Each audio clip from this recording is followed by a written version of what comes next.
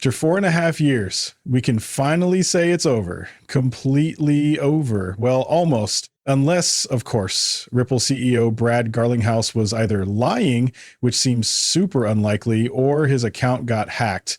Outside of something wild like that, or the SEC suddenly deciding to go back on their word, this case is officially wrapped up. But let's be real, those scenarios are ridiculously unlikely. So here's the bottom line. 100% of the decision making between Ripple and the SEC is done. It's finished. And that's the truth. Well, everyone, it's official. It's over. Let me break down everything we know so far. The news just came out less than an hour ago, and as I'm recording this, it's Friday, June 27th, 2025. All right, let me share some initial thoughts with you. Get ready to bust out your happy dance, folks. But before we dive in, I want to make something super clear. I don't have a financial background, and nothing I say is financial advice. Seriously, don't make any decisions to buy or sell based on what I say or write. I'm just a crypto enthusiast who loves making YouTube videos about this stuff as a hobby for fun. Okay, so back to the topic. There's definitely been a price reaction, though not a super dramatic one. I'm not saying there wasn't a reaction, but it feels like the market already knows XRP is doing just fine. As I've been saying, check this out. At 405, the price of XRP was $2.10. Now, less than an hour later, it's climbed to $2.15. Who knows? By the time you're watching this, it might even be going on a run. Honestly, we're starting to see things line up in the markets. If it happens, it happens, but it's definitely exciting to watch. I could be wrong here, but I've got a feeling that if this news was going to push things way, way higher, we probably wouldn't have already seen that first little pullback. I mean, it only took about 25 minutes before it dipped back down and then popped back up again. Just a hunch, though. I could totally be off. Either way, it's done. It's behind us, and it's time for a happy dance. XRP is in a great spot, and with a bull run already on the horizon, things are looking fantastic. All right, let's get everyone up to speed on this. This news broke yesterday, and while I went into more detail in a previous video, here's a quick recap. Judge Torres has denied the latest request from both Ripple and the SEC, but they can still withdraw their appeal if they choose to. For those following the case closely, this decision wasn't exactly a surprise. Most legal experts saw it coming, but here's the gist of what's going on. Ripple and the SEC agreed to end the lawsuit under specific terms that differ from what Judge Torres initially set. Instead of the $125 million fine originally decided, they've settled on a $50 million fine, a major reduction of more than half. Just wanted to get you caught up quickly so we can dive into the more interesting and important parts of this case. So here's what's happening with Ripple and the SEC. They agreed to remove the injunction against Ripple, which would allow them to sell XRP to institutional customers. But this wouldn't affect their XRP sales on exchanges. That's the programmatic side. However, because of Judge Torres' ruling, there are still restrictions on those institutional sales. Ripple and the SEC tried to roll that back, but Judge Torres denied the request not once, but twice. The second denial just happened yesterday. Now the ball is back in Ripple's court, as pointed out by Stuart Alderodi, Ripple's chief legal officer. Yesterday, some big news came out, and Stuart shared his thoughts on it. Here's the gist. The ball is now in our court. The court gave us two choices. Either drop our appeal challenging the decision on historic institutional sales, or move forward with it. Stay tuned to see what we decide. In the meantime, nothing changes for XRP. Its status is not a security, remains the same, and it's business as usual around here. To break it down a little further, as you might remember a while back, the SEC appealed the Torres ruling on programmatic sales. In response, Ripple decided to cross appeal on the institutional sales ruling since we weren't thrilled with that part of the decision. Now we're at a crossroads and both sides are figuring out the next steps. So here's the situation. We can either move forward with the appeal or just drop the whole thing entirely. Now here's an interesting take from attorney James Murphy, better known as Metal Lawman on X. Yesterday he shared this prediction. The SEC and Ripple don't need any court's permission to dismiss their appeals. His guess? Both sides will likely drop their appeal soon because their lawyers probably saw this coming.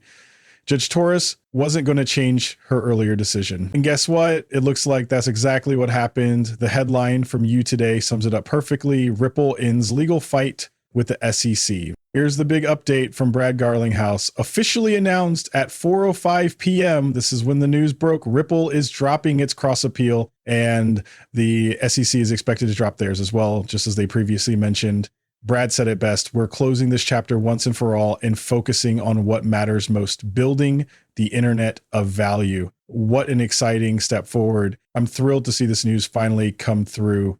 As of now, it's 5:05 p.m., so it's been exactly an hour since Brad's post went live. And guess what?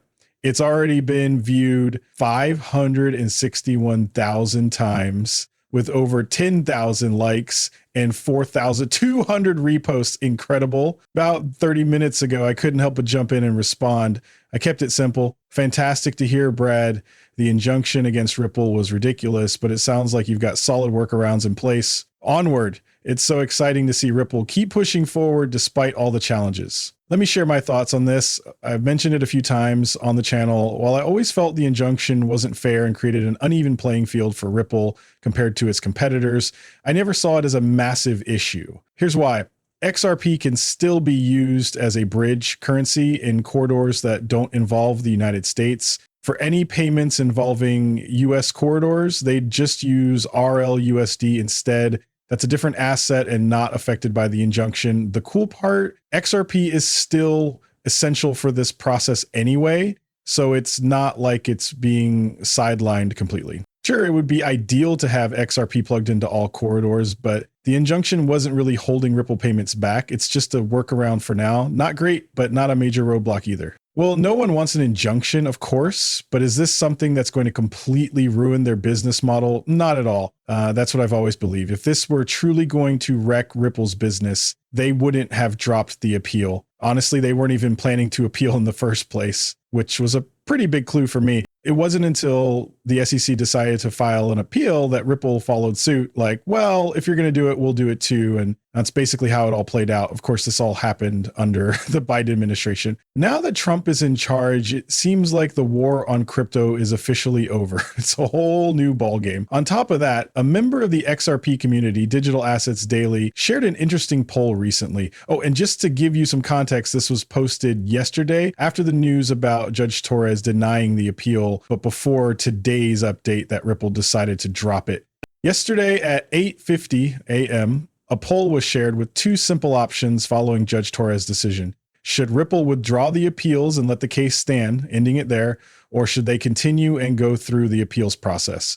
The results were pretty clear. 73.6% of the over 5,000 voters said Ripple should end the case, while only 26.4% were in favor of continuing with the appeals. Interestingly, Brad Garlinghouse chimed in and confirmed that the 74% who voted to end the case were absolutely right. What do you think? Did Ripple make the right call? You love to see it. After Brad Garlinghouse shared the 74% update, John Deaton reposted it with a simple, and then it ended. Short and sweet. Then we had Eleanor Tarrant, who's been covering this case in depth for years, mostly during her time at Fox Business. She chimed in with, and it's over. Honestly, I love it. It's just so satisfying to see this all come to a close. Here's a great post from attorney Bill Morgan, who's been following this case for years. He shared some big news from Brad Garlinghouse, and here's what he had to say. The SEC versus Ripple lawsuit is finally over. What a moment. Common sense has won the day. Programmatic sales are not investment contracts. Ripple found alternative ways to sell XRP to institutions, and best of all, XRP itself is not a security. Such a huge win for Ripple and the broader crypto community. Well, folks, we made it. It's finally done. Take a moment to think about everything we've been through. The stress, the constant updates, those moments of waiting on pins and needles. It's been a long ride, almost 4.5 years, but here we are. And wow, doesn't it feel good? I know it does for me. I can't believe I'm saying this, but it's really, truly done. You just love to see it, don't you? And the timing couldn't be better. The market is on the verge of something big, and I can't wait to dive into that in my next video. Everything feels perfectly lined up, and I'm so excited for what's ahead. This is such an exciting time to be an XRP holder. I truly believe that. What do you all think? Let me know in the comments below. That's all I've got for you right now. Pretty great news, right? Just a quick reminder, I'm not a financial advisor, so please don't make any buying or selling decisions based on what I say here. Always do your own research.